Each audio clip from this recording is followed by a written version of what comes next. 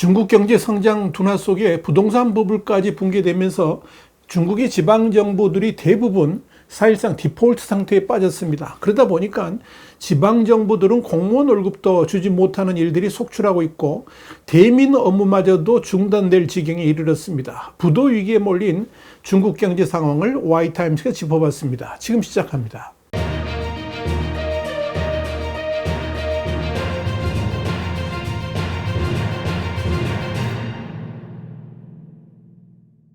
싱가포르에서 발행되는 연합조보는 30일 지방정부들의 세입 세출 격차가 커지면서 재정난이 가중되고 있다 그러면서 중국 당국이 지난 3중전에서 재정 및 세제 개편 방안을 논의했지만 중앙정부와 지방정부 간의 이권을 두고 재편을 해야 되는 문제하고 맞물려서 당장 시행되기 어려워지면서 지방정부 재정 악화는 더 극심해질 것이다, 이렇게 보도를 했습니다.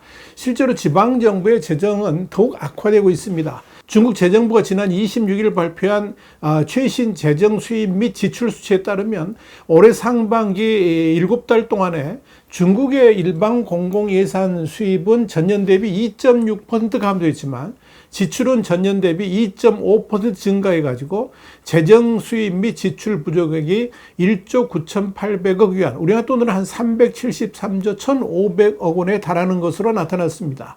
여기에 대해서 연합조보는 중국 지방정부들이 발표한 자료를 취합한 결과 31개 성급 지방정부 가운데 상하이만 456억 2천만 원, 8조 6천억 원 정도의 재정 흑자를 기록했을 뿐 나머지 30곳은 모두 지출이 수입보다 많을 정도로 적자 상태로 나타났다라고 밝혔습니다. 그 중에 재정 수입과 지출의 격차가 1천억 위안, 한 18조 8천억 원을 넘어선 성급 지방정부는 25곳인데요. 작년보다 2배가 늘었고 2천억 위안, 한 37조 6,780억 원을 넘어서는 곳은 11곳이었습니다. 특히 남부 쓰촨성이 상반기에 3,873억 4천만 yuan의 적자로 1위에 올랐고 후난성과 후베이성이 그 뒤를 이었습니다. 결국 이 중국 지방정부의 80% 정도는 이미 사실상 디폴트 상태에 빠져 있다고 봐도 무방하다, 이런 의미입니다. 이렇게 30개 성의 재정 적자가 대폭 늘어난 것은 한마디로 재정 수입 자체가 급감했기 때문입니다. 통계에 따르면 올해 상반기 중부에 산시성, 서부 칭하이성, 남부 광시 장족 자치구, 그리고 중부 허난성 등 성급 지방정부 10곳에서 일반 공공예산 수입이 급격히 감소를 했습니다. 사실 중국 지방정부들은 개혁 개방 이후에 국유 토지의 사용권을 판매하는 방식으로 재원을 확보해 왔습니다. 그러나 부동산 활황이 장기간 이어지면서 개발붐, 지방지원 확충, 또 다른 개발, 이런 선순환이 만들어지기도 했지만 최근 이 부동산 시장이 침체를 하면서 지방정부의 재정까지 덩달아 위축된 상황입니다. 중국 정부 데이터를 보면 올해 상반기 지방 국유 토지 사용권 판매 수익은 1조 5,300억 위안, 그러니까 약 288조 3천억 원으로 작년 대비 18.3% 줄었습니다. 이는 정점을 찍었던 2021년과 비교를 한다면 무려 55.7% 감소한 수치입니다.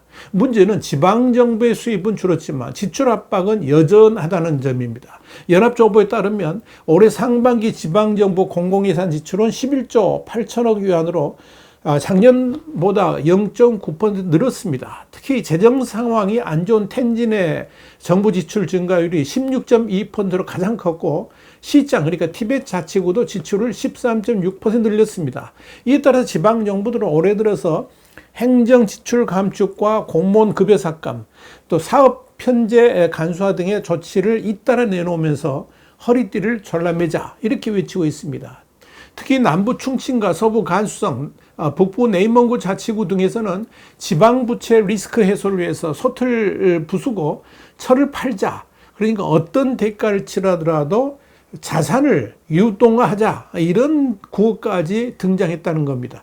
여기에 홍콩의 사우스차이나 모닝포스트는 국가 철강 생산을 위해서 중국 가정이 동원돼 가지고 냄비를 녹였던 1950년대 대약진 운동 시기를 연상시키는 구호다, 이렇게 평가하기도 했습니다. 지방재정 악화의 위기의식을 느낀 중국 공산당은 지난달 경제 방향타로 불리는 20기 3중전에서 심각한 부채난을 겪고 있는 이 지방정부를 위해서 현재 사실상 중앙으로 집중된 세수와 재정 권한을 일부 지방에 이양하겠다, 이런 계획을 공개한 바 있습니다. 그러나 이런 당국의 구상이 효과적으로 실현될 수 있을지에 의문을 제기하는 의견도 있습니다. 사실 그동안 중국의 재정이 중앙에 집중되고 지방 재정은 중앙에서 배분토록 하는 방식이었는데, 향후 지방정부의 배분 비율을 높이는 방안이 검토되고 있었습니다. 그러나 지방이 더 많은 재정을 허용하게 될 경우에 이 지방정부의 권력이 비대해지면서 중앙정부하고 정면 충돌할 우려가 있다는 점에서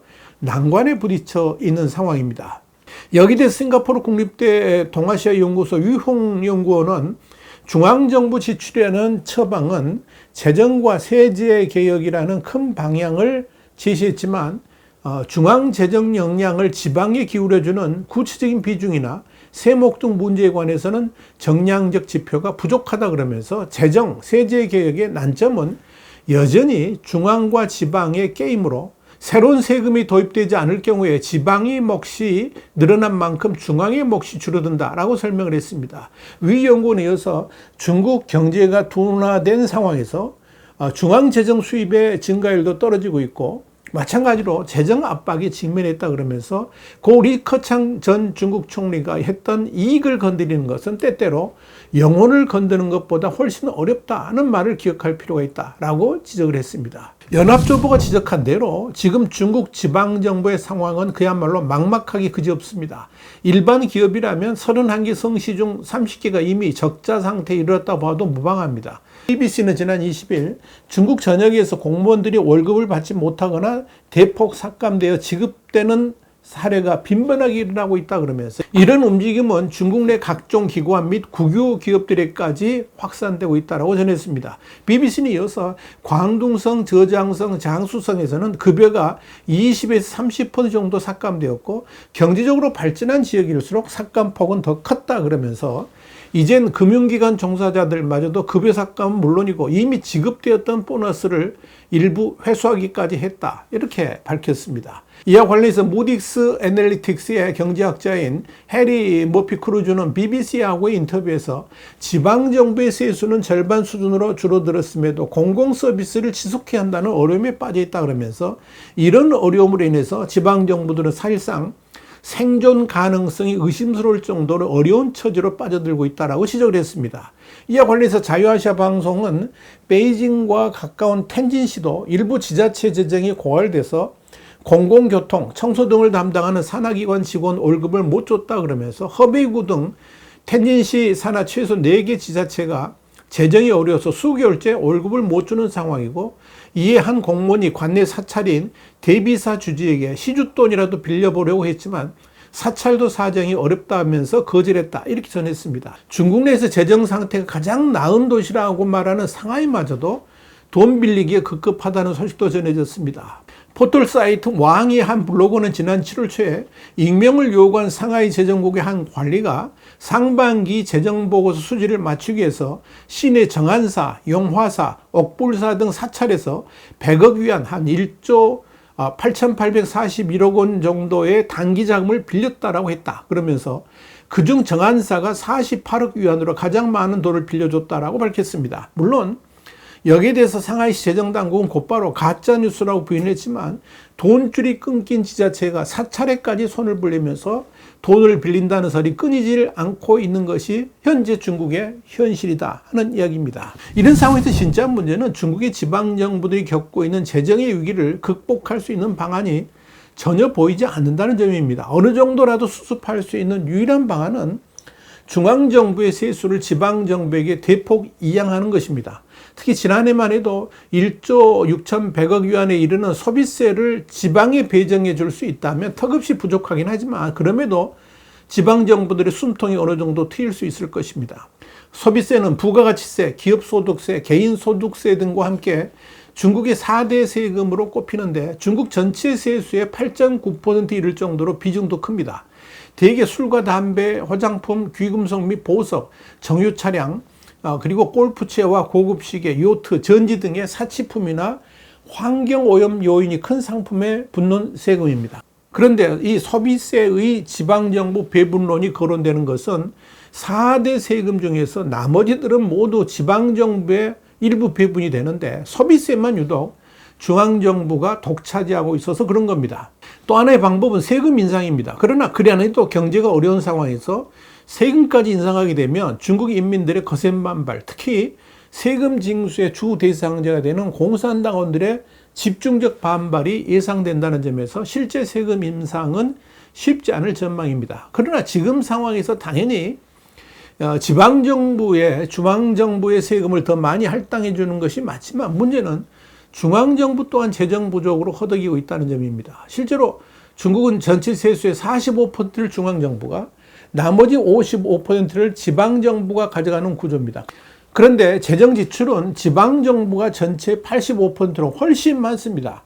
교육, 의료, 양로연금 등 일반 국민의 생활과 직결되는 지출이 모두 지방정부의 몫이기 때문입니다. 그렇기 때문에 소비세를 지방에 넘겨준다 해도 부동산 위기가 해결되지 않는 한 지방정부의 재정난 해소는 쉽지 않다라고 말씀드릴 수 있습니다. 거기에다가 이 중국 공산당 당국이 전체 인민에 대한 감시체계 강화 등의 엄청난 예산을 쏟아붓고 있는 상황에서 이 예산의 투입을 중단하기는 사실상 불가능하다는 점에서 이 중국 당국이 머리를 싸매고 있다, 이렇게 보시면 됩니다. 상황이 이렇게 어렵다 보니까 중국 공산당 정부도 그저 손을 놓고 있는 겁니다. 방법이 없기 때문에 그런 거죠. 다시 강조를 합니다만은 이 중국의 경제 위기는 부동산 문제 해결이 최우선돼야 됩니다. 그러나 시진핑은 부동산 문제만큼은 건들지 않으려고 합니다. 그 문제를 거론하는 순간에 자신의 치적이 완전히 실패했다, 또 비판을 받을 수밖에 없는 상황으로 내몰릴 수 있기 때문에 그런 겁니다. 그러는 사이에 중국의 병세는 날이 갈수록 깊어지고 있습니다. 와이타임스 국제정세 분석의 추북일이었습니다. 감사합니다.